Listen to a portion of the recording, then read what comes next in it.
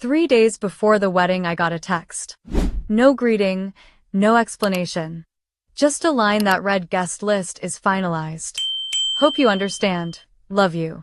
My heart paused. Not because it was unexpected, but because it confirmed something I had always feared quietly, that I was never really part of them. Not when I held her hand through every breakup. Not when I paid the deposit on her venue because her credit card was maxed out. Not even now when she said, "Love you," with the same fingers that crossed my name off her guest list. I didn't reply. I didn't beg. I didn't ask why. Instead, I packed my bag. While they posted filtered photos under chandeliers, I landed in Barbados barefoot in the sand, holding a cocktail I didn't have to share. Then the wedding videos started showing up on TikTok. The groom had disappeared. My sister was crying on stage. And the internet was eating it up. Everyone wanted my reaction. But here's the truth. They excluded me to keep things perfect, and somehow without me everything fell apart. My name is Madison Clay. I'm 34 years old and I co-founded a media agency in Portland that just turned profitable last quarter. I'm engaged to Liam Porter, who's the calm to my chaos. And until a week ago, I thought I was okay being the quiet, responsible one in a very loud family. I was halfway through packing when the message came in. My phone buzzed on the nightstand and I barely looked at it at first, assuming it was a reminder from the airline or a work notification. Liam and I were flying out the next morning and I was finally letting myself feel excited after months of grinding through one exhausting contract after another. But then I saw the name. Emily. My sister. I opened the message and read it without much thought. "Hey, just a heads up, the guest list is finalized. We had to make some tough cuts. Hope you understand. Love you." At first I didn't react. My brain just didn't process it. Like it was missing some context or a second part was coming. Maybe it was a joke. Maybe she meant someone else.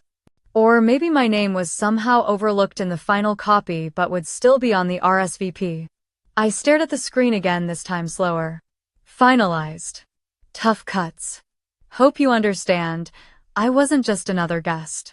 I wasn't a college roommate she hadn't spoken to in years, or a coworker she didn't want to offend. I was her sister. Her only sister. And she cut me. I set my phone down and stood still for a moment, my hand still gripping the corner of the suitcase on the bed. The hum of the AC filled the silence. I could hear Liam's faint voice from the living room, probably on a call. The Austin skyline outside the window glowed with that soft, peachy dusk light that always made the city feel gentler than it really was. But inside me something had shifted. I picked up my phone again and opened Instagram. Emily had posted a photo to her story just an hour earlier. It was a whiteboard decorated in rose gold marker with pastel flowers doodled around the corners. Guest list finalized. So grateful for all of you who will be part of our day. Below it, a list of names. I zoomed in, scanning column after column. I knew most of them. Childhood friends, extended family, mutual acquaintances. Even her old sorority sisters, one of whom had once told Emily I was too intense to be around. 152 names. Mine wasn't among them. A part of me wanted to laugh just to keep from falling into that familiar hole of disbelief. I'd always known Emily could be selfish, but this was new. This was surgical. Quiet. Calculated. I didn't even hesitate. I hit call. Mom answered on the second ring, her voice light and overly cheerful. "Hey sweetheart, what's going on?" I skipped the pleasantries. "Emily just sent me a message. She said the guest list is finalized and I'm not on it." There was a pause. Just a second. But it was enough. "Oh honey," Mom sighed. "Don't take it personally. You know how weddings are stressful, complicated. They had to make some hard choices." She used that tone again. That one that always made me feel like I was overreacting. Like I was a problem to be managed. "Mom, she invited over 150 people. She included Rachel Miller and her husband, who Emily hasn't spoken to since college. I'm her sister. I helped her move across the country. Twice. I loaned her money. I sat on her bathroom floor with her during panic attacks. And now she can't even give me a seat in the back row. Sweetheart, don't do this. It's her day. You're making it about you. I almost dropped the phone. I'm making it about me. She's the one who made a decision. She's the one who sent a cold robotic message instead of picking up the phone. And you're siding with her. Again. Madison, you've always been the strong one. Emily's under a lot of pressure. And I'm not. I ended the call before she could say anything else. I stood in the center of my bedroom, fists clenched, heart racing but oddly calm. It wasn't the kind of rage that needed to be screamed into a pillow. It was something colder. Sharper. A realization that had been waiting in the wings for years. I'd been the glue in our family for a long time. The one who never made waves. The one who always flew home for Christmas even when my startup was collapsing. The one who kept quiet when Mom forgot my birthday but flew to New York to throw Emily a surprise spa weekend.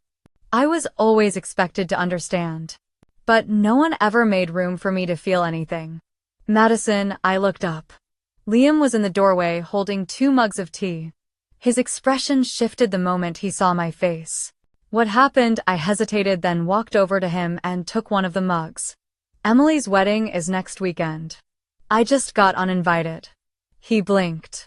What do you mean uninvited? She cut me from the guest list. Sent a text. 3 sentences. Mom told me not to make a big deal out of it. Liam didn't speak right away. He set his mug down, walked over, and took mine from my hand, placing it on the dresser. Then he looked at me and said quietly, "Do you want to talk about it or do you want to leave it behind?" I felt something loosen in my chest. I want to leave it behind. Good. He pulled me into a hug, and in that moment I knew exactly what I needed to do. I wasn't going to sit around Austin next weekend refreshing social media and pretending it didn't hurt. I wasn't going to make excuses for people who had stopped seeing me as family. Tomorrow, I'd be on a plane with the man I loved, heading to a place where no one would look at me like I was too much or not enough. And this time, I wouldn't leave any space for them to follow. The next morning, we were at the airport by 7. Liam held my hand while we waited in the security line, his thumb tracing slow circles over my knuckles. I hadn't told anyone where we were going. No dramatic exit. No final words. I just turned off my phone, deleted the calendar reminder that said Emily's wedding, and chose silence. It was a direct flight from Austin to Bridgetown, Barbados. 5 hours and change. I stared out the window during takeoff, watching the city fall away beneath us, the buildings turning into matchsticks, the roads like veins disappearing under clouds. Liam had packed a carry-on for me while I was in the shower that morning. He knew. I didn't need to explain. He leaned over, brushed my hair behind my ear, and said, "Just you and me, okay?" I nodded. Halfway through the flight attendants brought around small glasses of pineapple juice and warm mixed nuts. Liam flipped through a travel magazine, pointing out places we might explore: the fishing village of Oistins, the beaches on the west coast, a cliffside restaurant he'd read about in a blog. I smiled, I nodded, but inside I was somewhere else entirely. My mind kept drifting. To my 13th birthday, when Emily had broken the new tablet Mom got me. She cried, said it was an accident, and Mom gave her my cake because she looked so upset. To high school, when Emily took my car without asking and totaled it. Dad blamed me for leaving the keys out. To college, when I got into UC Davis and Emily didn't time. I chose not to go so I could stay closer, help the family. No one asked me to, but they didn't stop me either. Every time something happened, I was expected to be the older one. The responsible one. The calm one. I was trained to swallow things before they could make a sound. But not this time. This time they weren't just asking me to understand.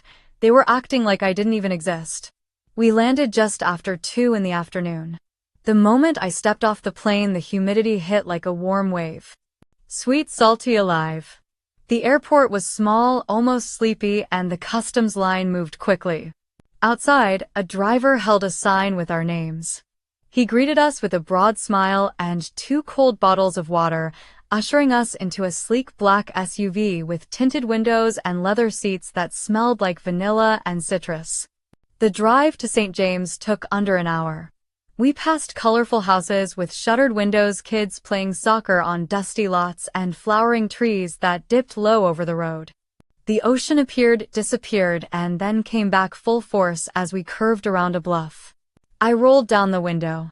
The wind tangled my hair and I didn't care. The resort was something out of a daydream. Open-air lobby with palm trees growing through the floor-white stone archways and the sound of water everywhere. Liam checked us in while I wandered to the edge of the infinity pool. Beyond it, the sea stretched in every direction. Light turquoise near the shore, dark sapphire farther out. Pelicans hovered above the waves, diving like arrows. Our suite was on the top floor facing the beach. Floor-to-ceiling windows, a private balcony with 2 lounge chairs, and a king-sized bed dressed in linen so soft it looked like it might float. There was a welcome basket with tropical fruit and a handwritten note. I didn't read it. I just opened the patio doors, stepped outside, and let the view swallow me. Later, we ordered room service. Fresh snapper, grilled pineapple, and something called coconut bread that melted in my mouth. We ate on the balcony. Liam raised his glass and said, "To doing nothing with intention." I clinked mine against his. That night, I slept with the curtains open. The sound of waves was steady like a promise. I dreamt of nothing. The next morning, I woke before sunrise. I slipped out of bed, pulled on the hotel robe, and stepped outside. The sky was beginning to pink at the edges and the world felt suspended. I brought my phone with me, though I didn't know why. Habit maybe. I hadn't turned it on since the flight. I sat in the lounge chair and stared at the sea. Then, after a long moment, I powered on the screen. There were texts. Dozens. Missed calls, emails. All from my mother, a few from unknown numbers, one from Emily. I didn't open any of them. I deleted every notification. Then I opened the camera, flipped it to front-facing, and took a photo. My legs stretched in front of me, the ocean in the distance, a mimosa on the table beside me. I opened Instagram, uploaded the photo, and typed, "Glad I wasn't invited." Turns out I had front row seats anyway. I hit post. Then I turned my phone back off. They had built a wedding without me. I was building peace without them. The scent of lime and seawater clung to the air when I stepped into the open-air lobby. Sunlight streamed through wooden slats above, casting slow-moving stripes across the tiled floor. A soft breeze carried the sounds of the ocean, rustling palm fronds that framed the space like stage curtains. I didn't realize I was holding my breath until the woman at the front desk smiled at me and offered a cold towel infused with cucumber and mint. "Welcome, Miss Clay. We're so glad you're here." She handed me a tall glass filled with what looked like orange juice but tasted like mango lime and something with a kick I couldn't place until later. Scotch bonnet. It hit me with warmth but didn't linger, just enough to wake up every sense in my body. Liam leaned against the marble counter, glancing at me with that quiet, knowing grin. "You okay?" I nodded. "Yeah, I think I am." Our suite wasn't ready yet, but instead of having us wait in the lobby, they walked us to a shaded cabana by the beach, offered more drinks, and told us someone would come find us when the room was available. Not once did anyone seem rushed or distracted. They made eye contact. They listened. They smiled like they meant it. I had never experienced that kind of attentiveness without having to earn it first. In my family, being noticed meant being useful. I was the fixer, the one who made reservations, paid deposits, edited resumes, wrote cover letters, sent flowers when Emily forgot birthdays. Being visible had always come with a job. Here, being visible was enough. Liam and I sat by the water, our feet buried in sand that was cool near the surface and warm underneath. A couple walked past us holding hands, their flip-flops dangling from their fingers, laughing at something only they could hear. I let myself lean into Liam's shoulder and closed my eyes. The sound of waves brushing the shore lulled me into something I hadn't felt in a long time. Not happiness, not exactly. It was more like absence. The absence of pressure, of responsibility, of apology. Later that afternoon, we were escorted to our suite. The moment the door opened, I exhaled audibly. Floor-to-ceiling windows framed the sea like a living painting. The room smelled like linen and jasmine. A fruit basket sat on the table with a handwritten card that read, "We're honored to have you with us." There were no conditions attached to that sentence. Just welcome. I took a long shower, letting the hot water wash off the memory of that message from Emily, of Mom's voice, of every time I had made myself smaller to keep the peace. That night we dressed up, just a little, nothing fancy. I wore a sundress I hadn't touched in months. Liam had on a button-down I'd bought for him last Christmas. We sat at the restaurant overlooking the sea, sharing plates of grilled fish and coconut rice, sipping on a cocktail the waiter called the Island Ember. He raised his glass. To peace, he said. To being allowed to exist, I added. After dinner we walked the beach barefoot. The moon lit the water in silver streaks. I stopped and looked out at the horizon. Somewhere out there Emily was trying on her wedding dress for the final fitting. My name wasn't on her list. And for the first time I didn't feel like that meant I had failed. The next morning I woke up with sunlight spilling across the sheets. Liam was already out on the balcony reading. I wrapped myself in the hotel robe and joined him. He handed me a mug of coffee with a slice of lime on the saucer. They do this thing here where they add a little citrus to the roast. He shrugged. I don't hate it. We sat in quiet for a while. The ocean was calm, the sky cloudless. Birds swooped low, dipping into the waves. I pulled out my phone and looked at the screen. Still off. I turned it on just long enough to open the camera. I took a photo of the table. My mimosa, Liam's coffee, the sea beyond us framed perfectly. I uploaded it to Instagram with a single caption. Glad I wasn't invited. Turns out I had front row seats anyway. Within minutes the likes started rolling in. A few comments from colleagues. A laughing emoji from a college friend. But I didn't linger. Liam glanced over and raised an eyebrow. That the infamous post, I smirked. Just a quiet truth. He sipped his coffee and looked out at the water. No need for a front row seat when the view is better from here. We spent the rest of the morning lounging by the pool. Staff brought around cold towels and sliced fruit on skewers. A man named Marco asked if we wanted to reserve a sunset catamaran for the next evening. Everything moved at a different rhythm here. Slower but not stagnant. It was like the island had decided time was optional. I lay back on my lounge chair and let the warmth soak into my skin. I could still feel the bruises my family had left. Not literal, but the kind you carry in your chest, the kind that sting when you laugh too hard or when a song catches you off guard. But they were fading. And for once I wasn't desperate for anyone to notice. After lunch, we wandered back to our cabana by the pool, the kind with curtains you could draw for privacy and a ceiling fan that spun slowly overhead. The sun was high, the breeze just enough to keep the heat from feeling heavy.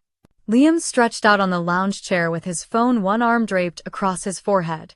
I lay beside him, my eyes closed, the warmth of the afternoon wrapping around me like a soft blanket. I heard him laugh under his breath, just a little exhale through his nose. What he didn't answer right away. I turned my head toward him, shielding my eyes from the sun. You have to see this, he said, holding out his phone. I leaned up on one elbow and took it from him, the screen already paused on the first frame of a TikTok video. The caption read, "When the bride loses it before the cake even shows up." I rolled my eyes. Is this another Bridezilla compilation? Just watch it, he said, already smirking. I hit play. The video was shaky, probably recorded by a guest's phone from the second or third row of an outdoor venue. A string quartet played faintly in the background. The aisle was decorated with blush and white flowers, and the bride stood alone at the altar. Her veil was lopsided. Her shoulders were tense. She turned suddenly towards someone off camera, shouting, "This isn't my fault. He's being ridiculous. Somebody talk to him." My stomach flipped. The camera panned slightly, catching a glimpse of a man in a tux storming away from the altar, flanked by two groomsmen trying and failing to stop him. Guests murmured, some standing, others awkwardly seated. The video ended with the bride putting both hands on her head and letting out a sound that wasn't quite a scream, but close. I blinked. "Play it again," I said. Liam took the phone and rewound it. This time I paid closer attention to the details. The setting, the people, the bride's voice. The second time through there was no denying it. It was Emily. Her hair was pinned in the exact way she'd described in a group chat months ago. Her voice, strained as it was unmistakable. And that dress. I'd seen the photos of her trying it on. A-line satin off-shoulder with a subtle shimmer. It looked like it had cost more than my first car. I handed the phone back and stared at the pool water, the tiny ripples catching sunlight. "You okay?" Liam's voice was soft, measured. I nodded slowly. "Yeah, I think I am." He didn't say anything else. Just slipped the phone onto the side table and reached for my hand. There was a strange calm in my chest, like the quiet that comes after a thunderclap. Not triumph, not satisfaction. Just stillness. I wasn't sure what surprised me more. That she had a full public meltdown, or that someone had caught it and uploaded it to the internet. No filter, no edits. Just raw, chaotic footage. But the thing that struck me hardest was her voice. That tone. Desperate, shrill, blaming everyone in sight. "This isn't my fault," it echoed in my head. How many times had I heard her say those exact words over the years? When she crashed Dad's car. When she failed a class. When she lost her job at that interior design firm. It was always someone else. Always a situation. Never her. I sat up, letting the towel around my shoulders slip down. "Do you think she knows it's online?" Liam shrugged. "If she doesn't now, she will soon."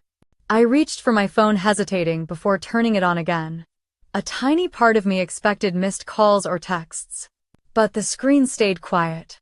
No alerts, no red badges. Just the default lock screen and the Caribbean light flooding over my hands. I opened TikTok and typed in a few words: "bride meltdown wedding." The search populated instantly. The video we just watched had already hit over 300,000 views, but there were others now. Different angles, different guests. Some had captions like "runaway groom drama" or "she really said not her fault." One had a slow zoom on Emily with the text overlay: "when your big day turns into everyone's tea." I didn't laugh. Instead, I felt something loosening inside me, something I hadn't realized I was still carrying. The weight of always being the strong one. The silent one. The responsible one who stayed behind to sweep up the pieces. I wasn't angry. I wasn't even smug. It just felt like balance.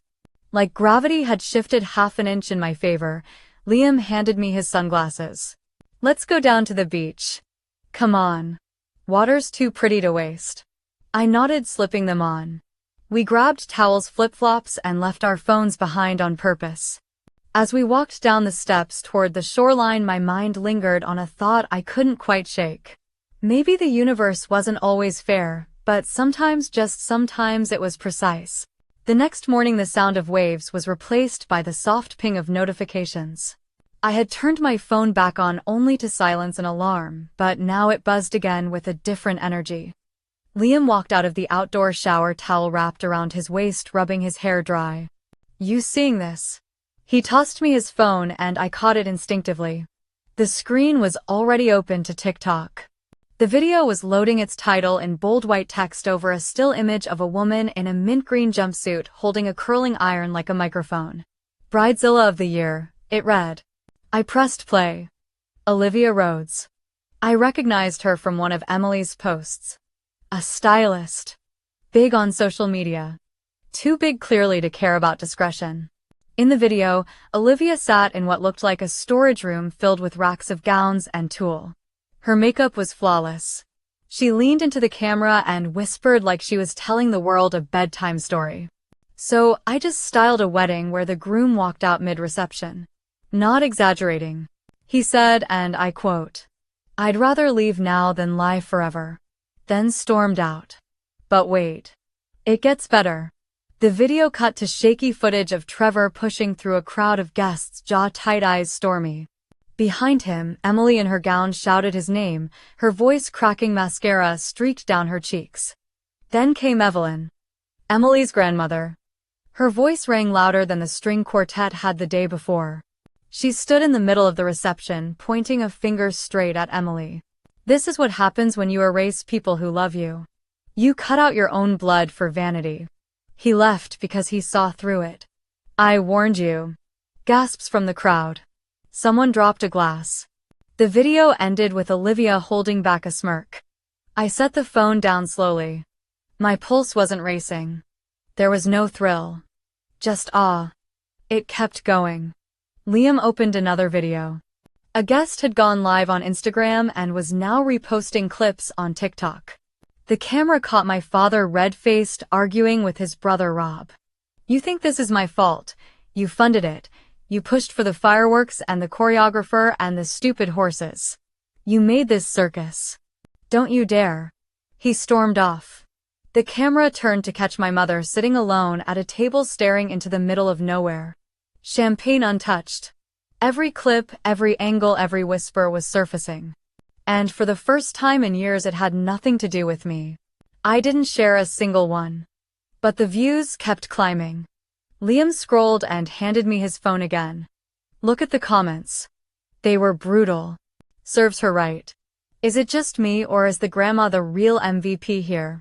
You know someone was forced out before this wedding even happened. I couldn't stop reading. Not because I wanted revenge, but because for the first time strangers saw what I'd lived through for decades. They didn't know my name, but they knew hers. And they weren't buying the fairy tale. One video caught my attention more than the others. It was short, only 20 seconds, but powerful. It showed Emily sitting alone on the edge of the dance floor barefoot, holding the hem of her dress in one hand and her phone in the other. She was scrolling, watching herself fall apart in real time. Someone behind the camera whispered, "She's seeing it now." Liam leaned over, sipping coffee from a mug he brought up from the breakfast cart. "You okay?" "Better than I thought I'd be," I said. "It's like they're unraveling on their own." He nodded, pulling a second mug toward me. "You didn't lift a finger, you didn't need to." I smiled and took a sip. The coffee was strong and slightly bitter. It grounded me. "Sometimes karma just needs a stage and a Wi-Fi connection," I said. He chuckled. "I'm just impressed by the production value." There were videos from every table. Edits with music. Even a slowed-down replay of Trevor walking out with dramatic violin over it. I didn't laugh, not fully. But the edges of my mouth lifted. So this is what justice looks like now. Liam raised his mug. Digital and devastating. I watched as another video loaded. This one was shot vertically, a bit blurry, but the audio was clear. My Aunt Carol whispered into her husband's ear. "Do you think Madison knows?" Her husband shook his head. "She's probably off living her best life." I pressed pause. That was enough. I set the phone down and walked to the edge of the balcony. The breeze pulled at my robe. The beach below was quiet, waves lapping the shore in soft rhythm. They were self-destructing. Without my help. Without my presence. Every piece of the illusion they'd tried to build for Emily was collapsing. Not because I sabotaged it, but because the truth doesn't stay buried. Not forever. Liam joined me, wrapping his arm around my waist. "You want to go snorkeling today?" I leaned into him, watching the water shift colors under the morning sun. "Let's do that. Let's be somewhere without cell service." We left our phones inside, letting the door click shut behind us. The ocean waited. And for once I wasn't looking back. By the time we got back to the bungalow, sand still on our ankles and salt drying in our hair, the internet had exploded. Liam unlocked his phone to check the weather. Mine stayed off, half buried in a towel with my sunglasses, but I saw it in his face before he said a word. 10 million views. Hashtags trending.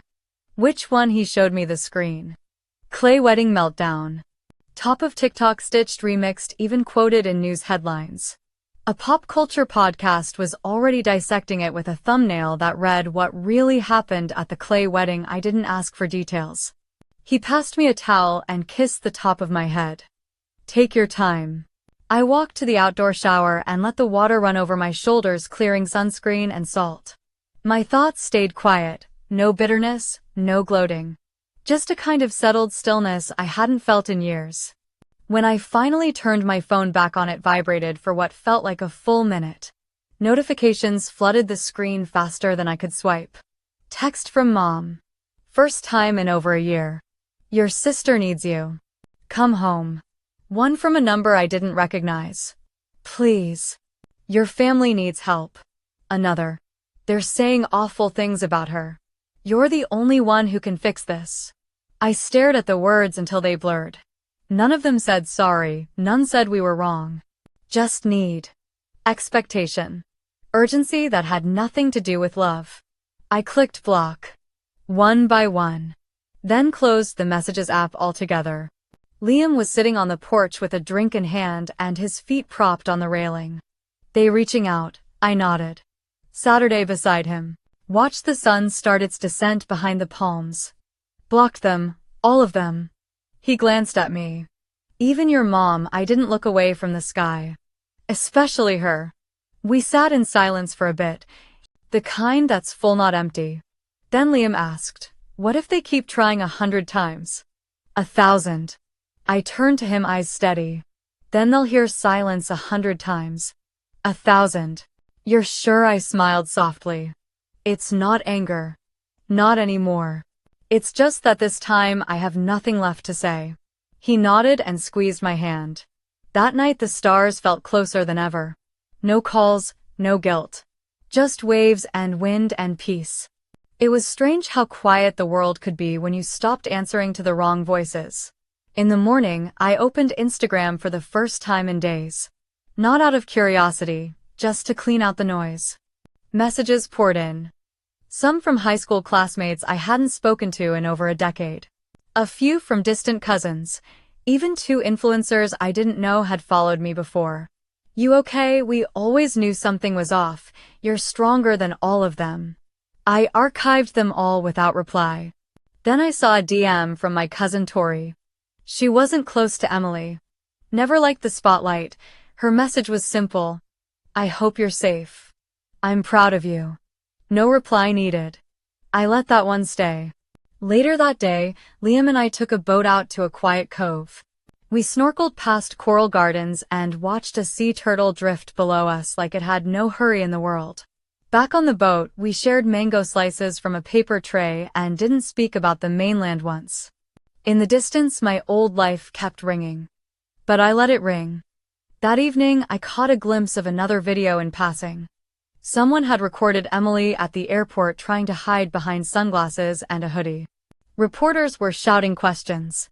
A small child pointed and said, "That's the lady from the screaming wedding." I didn't watch the full clip, just closed the app and slipped my phone back into the drawer. There was a kind of finality in that choice. Not petty, not cruel. Just done. We made dinner ourselves. Grilled fish, pineapple slices, a bottle of wine we'd been saving. To letting things end when they need to, Liam said, raising his glass. To choosing peace without permission, I answered. We clinked glasses. And somewhere beyond the crashing tide and the rustle of palms, my name might have been spoken in rooms full of regret and desperation. But none of that reached me here. Here I wasn't the sister they forgot or the daughter they dismissed. I wasn't their fixer or their fallback. I was just me.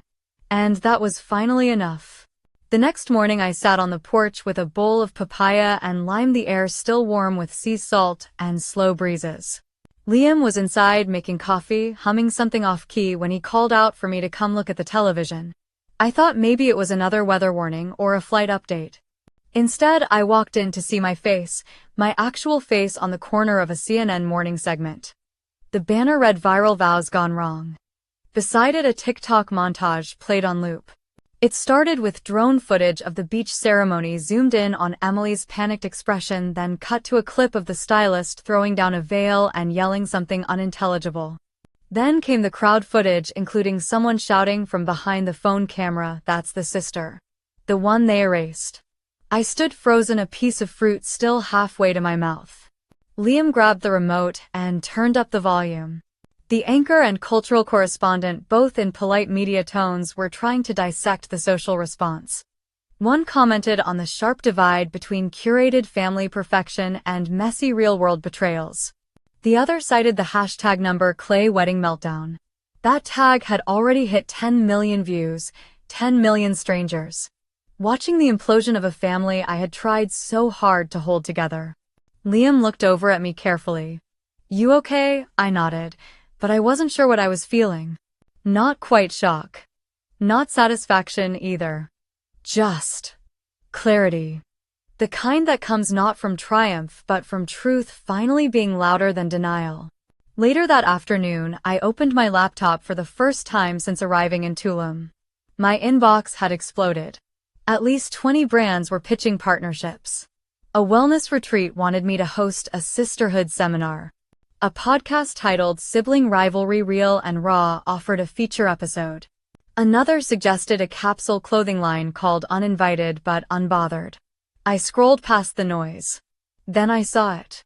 Subject request for interview. Harper Lee, CNN Arts and Culture. It felt oddly formal. Almost gentle. I clicked. Dear Madison. My name is Harper Lee, a correspondent with CNN's Culture Desk. We've been covering the viral Clay wedding story and the surrounding public discourse. If you're open to it, we'd love to hear your side.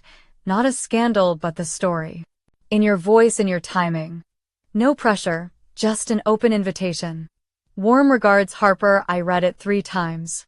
It was the first message that didn't feel like someone trying to make me a product. It was quiet. Considerate. Still, I didn't reply. Instead, I closed the laptop and walked barefoot along the shore until the sun tilted west. The sky bloomed with coral and violet. Each wave erased the last. My thoughts followed that rhythm, rising, pulling back, quiet again. That night, Liam handed me his phone with an open article. Emily had released a public statement through her publicist. The title, The Truth Behind the Wedding Day Disaster. Her quote stood out in bold. I trusted the wrong people. Some energy in the room was just hostile. I felt sabotaged. There it was. Her version. I wasn't even named, but it was clear who she meant. The jealous one. The shadow. I didn't get angry. I didn't cry. I just took a long breath and handed the phone back. Later, Liam found me sitting on the deck with my phone in hand. I opened Instagram, chose a photo he'd taken 2 mornings ago. It was just my face. No filter, no makeup. Damp hair curled slightly from the sea. My expression quiet but not small. A woman who wasn't performing. I typed a caption. I was uninvited. Now I'm uninterested. No tags. No hashtags. No grandstand. I posted it. Then turned the phone off and went inside. By sunrise, it had over 400,000 shares. The world hadn't just noticed. It was listening. By noon, Harper emailed again. Madison, your post was powerful. We're also organizing a TEDx event next month in Santa Barbara. The theme is reimagining boundaries. We'd love to invite you as a speaker if that's something you'd ever consider. Topic suggestion: boundaries with family. No pressure, just a space. Warmly, Harper. I read it aloud to Liam while we were finishing breakfast. He stirred his coffee and leaned back. That's something. I know. Do you want to? I paused. I never planned to tell this story. Not to strangers. Not on a stage, but maybe it was already out there. Maybe not telling it would mean letting others define it for me again. I don't know, I just wanted to disappear. And instead, your truth lit up the sky. I laughed softly. That might be the most poetic thing you've ever said. He grinned. You make me poetic. But seriously, whatever you decide, make sure it's because it feels right. Not because they expect you to play a role again. That afternoon, I opened a new document, just the blank screen. No title, no outline. But the words came anyway. Not because I had to say them, but because this time they were mine, and I was ready. The call came just as the sun slipped beneath the horizon, casting the sky in soft lavender and peach. I had been sitting on the terrace with a book I wasn't really reading, letting the ocean's breath fill the spaces silence used to occupy.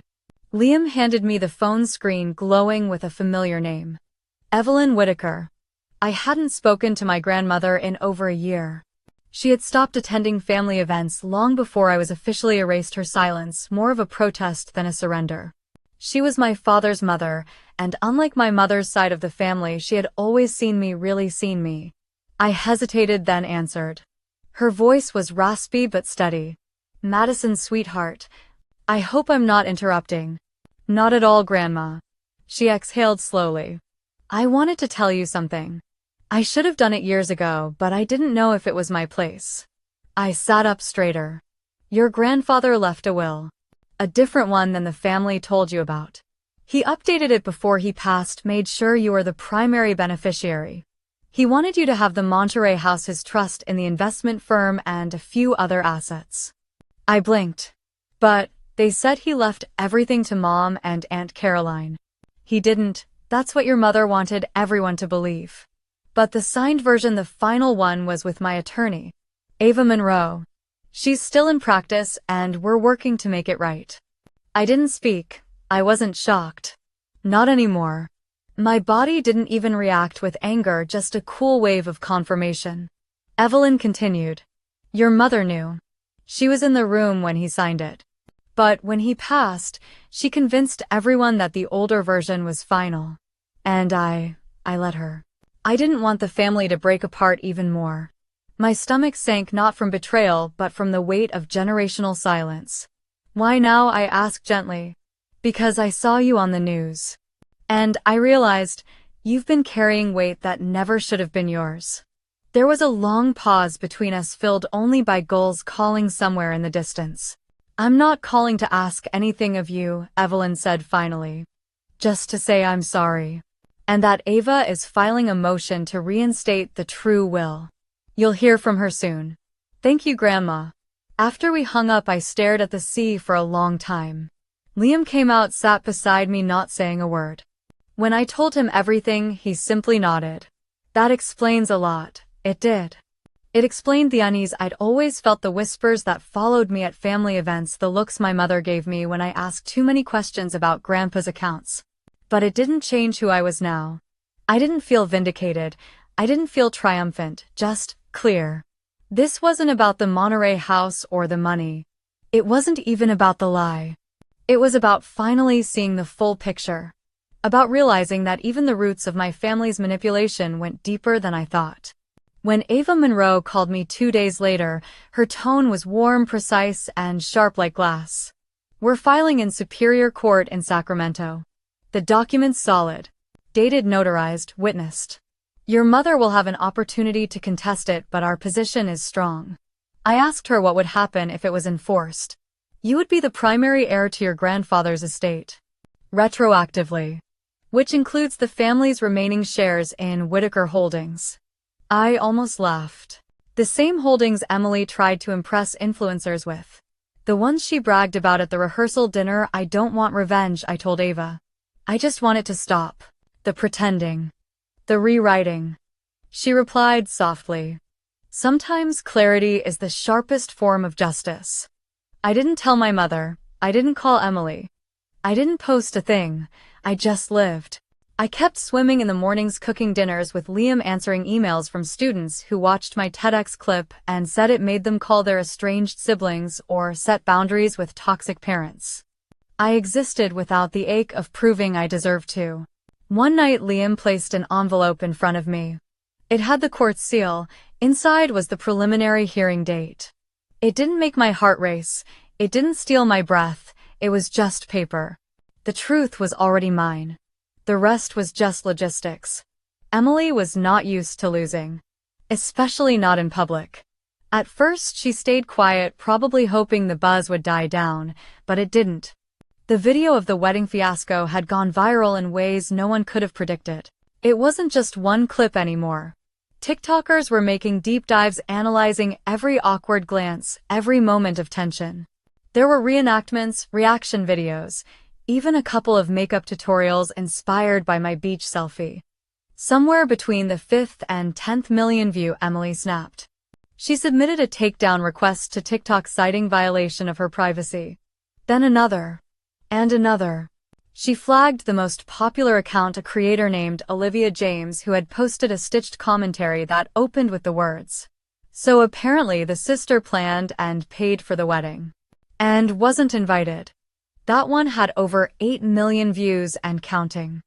Olivia responded with a new video the next morning. Her voice was calm but firm. "You can try to silence the internet," she said, "but you can't erase what you did just because it's inconvenient now. The truth doesn't violate privacy. It just shines a light where you hoped no one would look." The comment section exploded. Most people sided with Olivia. Some dug up old interviews Emily had done where she talked about her perfect family and her supportive upbringing. Others started stitching together timelines, receipts, even the leaked seating chart that showed my name scribbled out and replaced with TBD next to the kitchen staff. The irony wasn't lost on anyone. By that weekend, a new phrase was trending: justice for Madison. It was surreal. I never asked for any of it. I never thought people would care this much. But they did. Not because I was special, but because the story was familiar. People knew what it felt like to be left out, to be replaced, to be made to feel invisible by those who should have protected you. And now Emily was learning what it felt like to be held accountable. She tried a different approach next. A live stream. I wasn't watching it live, but Liam was. He called me from the guest house, voice tight with disbelief. "You're going to want to see this." I walked into the main room where the television was on and muted her face already filling the screen. Eyes red. Makeup streaked. Voice trembling. "I didn't want to lose my sister," she said. Her hands were shaking. "I never meant to hurt her. I just wanted things to be perfect." The chat was brutal. "Then why did you erase her?" "Perfect for who? Your Instagram followers. You knew she paid and still cut her out." The comments kept pouring in. Liam glanced at me and handed me the remote. I turned the volume down even lower until it was just a whisper under the ceiling fan. "She's not crying because she lost you," he said. "She's crying because she lost the image. The fairy tale. You messed up the picture she painted for everyone." I didn't reply. Instead, I walked over to the stereo and hit play. A slow jazz record started, warm and loose, filling the space between us.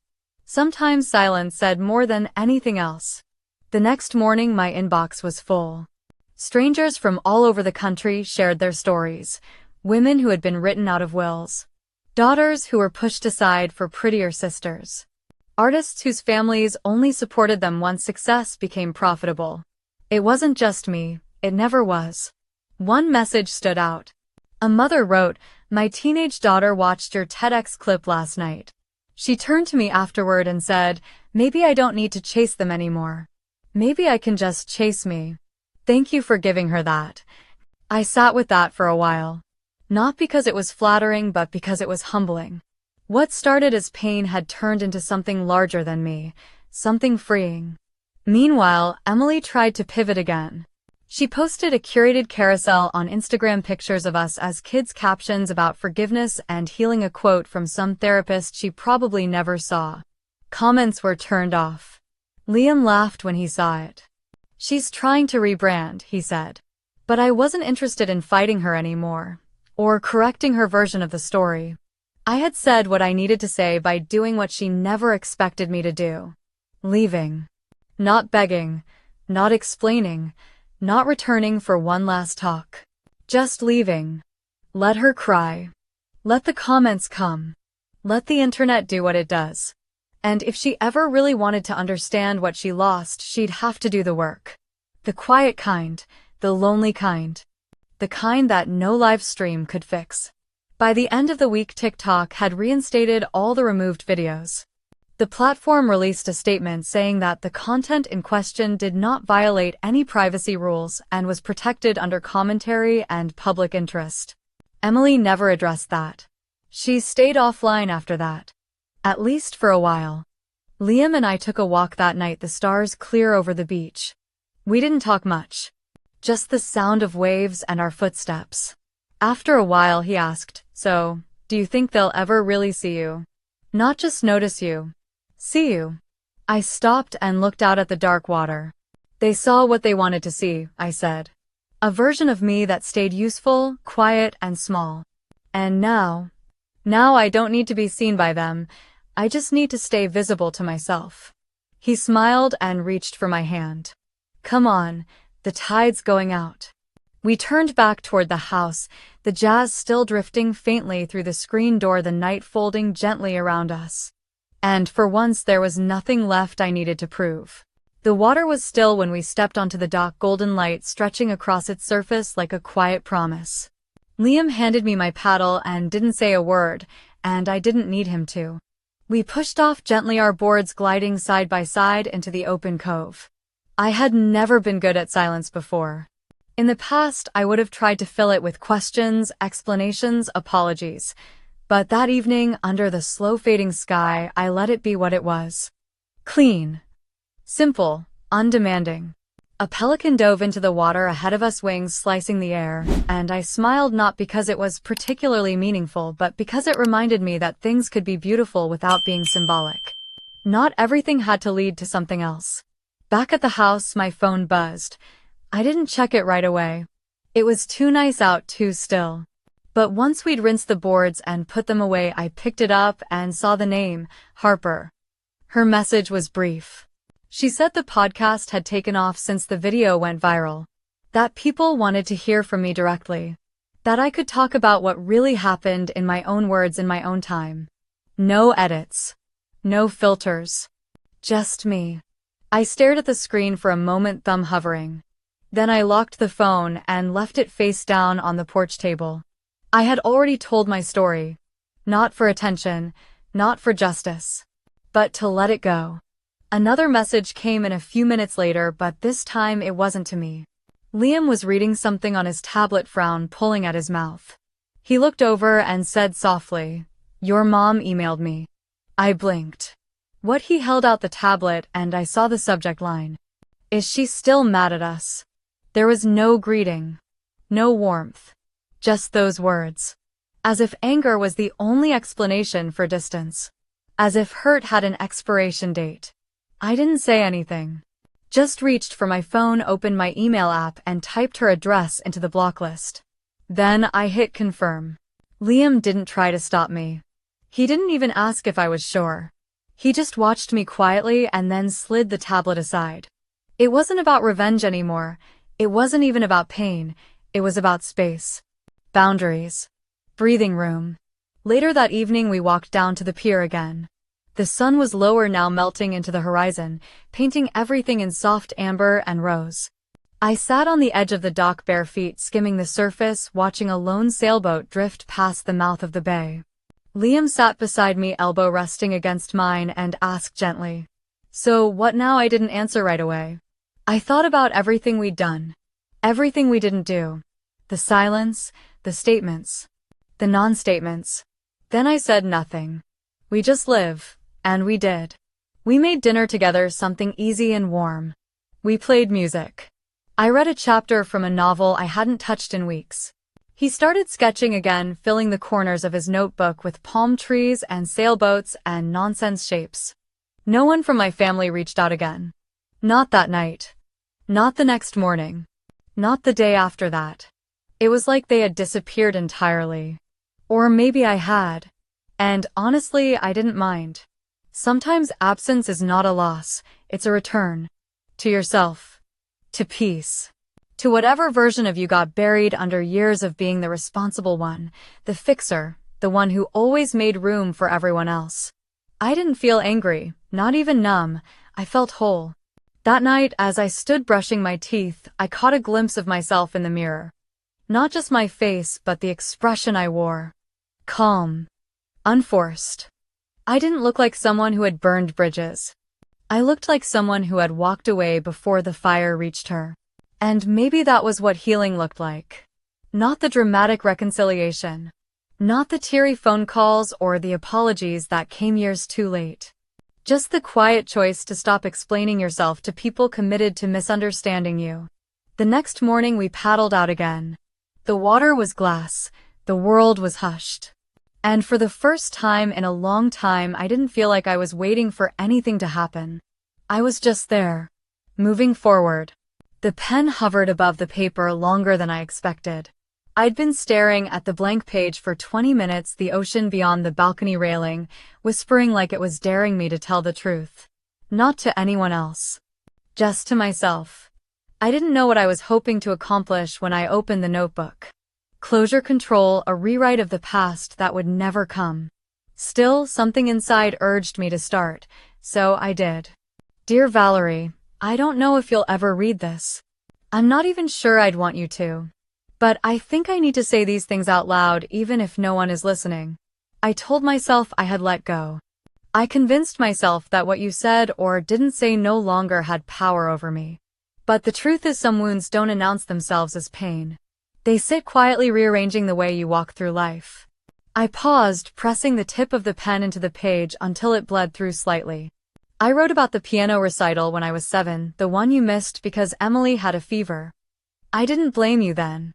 I don't even now. But when you didn't ask how it went, didn't even mention it the next morning, I stopped practicing for months. You never noticed. I wrote about 8th grade career day. I stood at the front of the auditorium with my handmade poster about marine biology while every other kid had a parent beside them. You said you had a meeting. I remember scanning the back row, just in case. I wrote about the day Emily's car broke down and you called me not to say hi or ask how I was doing but to wire her the money from my savings account. You never asked if I was okay with it. You just assumed I'd say yes. I did. But it chipped something in me. And then I wrote this. For a long time I believed love was measured in usefulness. That if I was needed, I'd be wanted. If I fixed enough things, solved enough, problems stayed small enough not to inconvenience anyone, then I'd earn a seat at the table. But I've learned something else now. Real love doesn't need debt to feel valuable. I closed the notebook and stared at the ink still drying on the last line. The sky outside was shifting. The Caribbean sun beginning to lower itself toward the horizon, throwing orange and lavender into the clouds. I held the letter against my chest for a moment, then folded it gently and slid it into an envelope. No address. No stamps. No intention to send. I placed it in the nightstand drawer, closed it slowly, and let out a breath I hadn't realized I was holding. It felt like finishing a chapter, not with a slam but with a soft final turn of the page. That night Liam and I sat out on the beach, a small bonfire crackling in front of us. He passed me a roasted marshmallow on a stick and raised an eyebrow. So, you still want to fly out on Monday? I looked at him, the firelight flickering in his eyes, softening the sharp edges of our usual rush routine. Not yet, I said. He leaned back, elbows in the sand. That's what I thought. I booked us another week, I added. He smiled. Good. Barbados looks good on you. I watched the flames for a while, tracing patterns in the embers, letting the silence stretch comfortably between us. You know, he said after a beat, I don't think you ever needed them to say sorry. I think you just needed to know you didn't owe them anything anymore. I nodded slowly, letting that truth sink in. The next morning I woke up to a notification pinging on Liam's phone. He handed it to me wordlessly. It was an email. From Valerie. Subject line, any word from her. The body of the message was short. Is she still mad? I didn't reply. Instead, I opened the email settings, added her address to the blocked list, and handed the phone back. No dramatic goodbye, no final message. Just quiet closure. Later that afternoon, we took the paddle boards out again. The sea was calm, glassy. We moved in sync, cutting through the water under a sky so clear it felt like the world was brand new. I wasn't angry anymore. Not sad either. Just done. Done waiting. Done hoping for recognition from people who never really saw me. Done playing the second-string character in a story I'd been writing all along.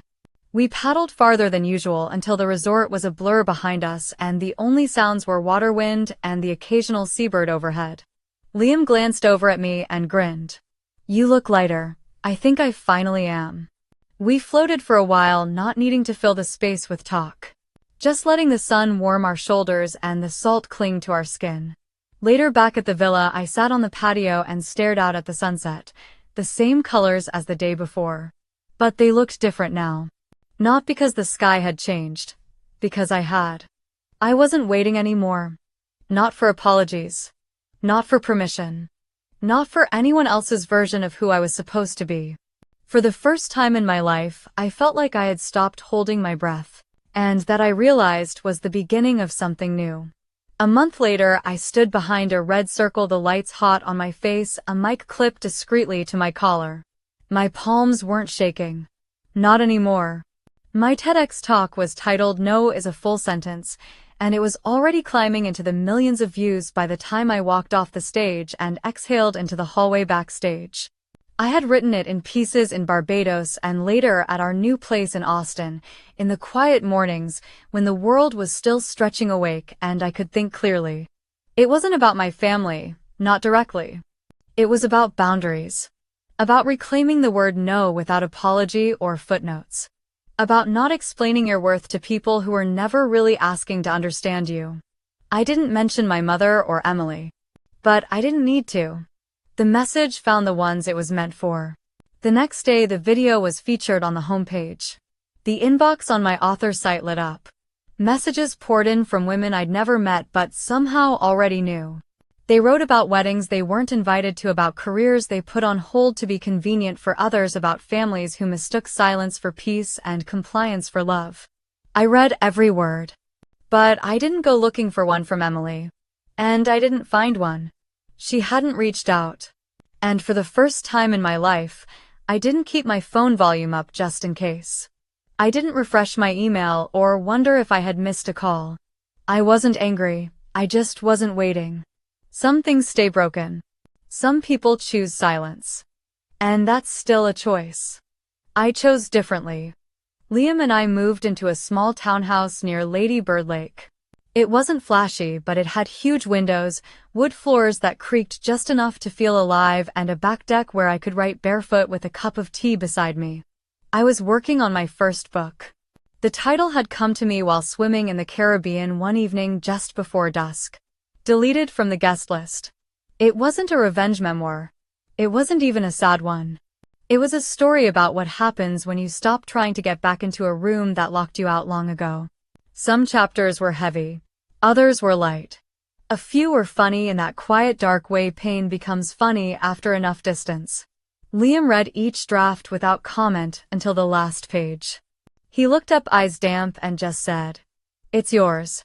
Every morning I walked the loop by the lake. Sneakers crunching on gravel. Birdsong weaving into the rustle of breeze through the cypress. I used to start each day checking texts, hoping for a crumb of validation. Now I checked in with myself. Do you feel steady? Yes. Do you feel free, God? Yes. Once during one of those walks, I saw a woman sitting on a bench crying softly. I didn't stop. I didn't intrude. But I slowed just enough to meet her eyes, and nod in that way women do when they recognize the ache in each other. I hope she found her red circle. I never did hear from my mother again. There were no birthday cards, no sudden apologies, no epiphanies wrapped in long emails.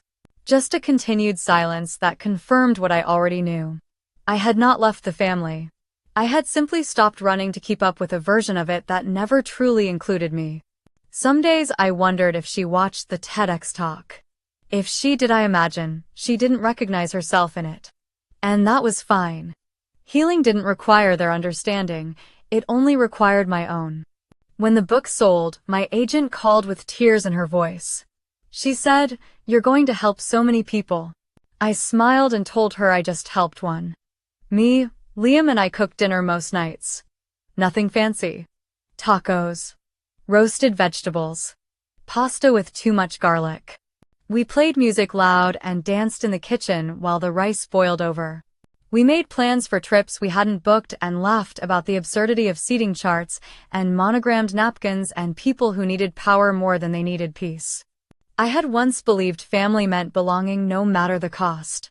Now I understood that sometimes choosing yourself means losing the table you were never truly welcomed at. They held a wedding without me. And I have a life without them.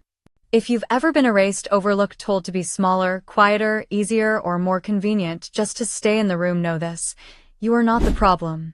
And your voice is not too loud. So tell your story. Loudly or softly. In ink or pixels or whisper to the wind, but tell it.